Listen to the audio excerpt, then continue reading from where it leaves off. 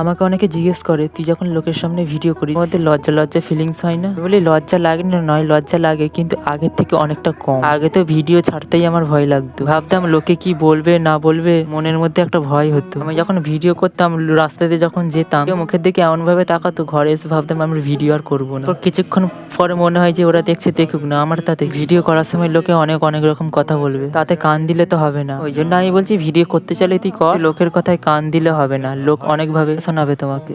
আমি তো আগে তো লুকিয়ে লুকিয়ে ভিডিও করতাম, কেউ জানতো না বাড়ির লোক। যখন ওরা জানতে পারলো যে আমি ভিডিও করি, ওরা নিজেই বললো যে ভিডিও চালিয়ে যা, ভালো হচ্ছে। ওরা কেন, আমাদের বন্ধু বান্ধবরাও বলেছে ভিডিও করে যা, ভিডিও ভালো হচ্ছে, বলেছে ভিডিও ভালো হচ্ছে। কনফিডেন্স নিয়ে আমি এখনো পর্যন্ত ভিডিও করে যাচ্ছি। পরে ইচ্ছা ছিল আমার সেই 2021 থেকে, কিন্তু তখন হাতে ফোন ছিল না। তারপর হাতে যখন ফোন এলো, নিজেকে বোঝাতেই লেগে গেল এত বছর। ওই যে লোকে কি বলবে না বলবে, ওই কথাই ভেবে নিজেকে এতদিন আটকে রেখে। জন্য বলছি ভিডিও করবো বলছে করবে যাও, কিন্তু লজ্জা করলে হবে না।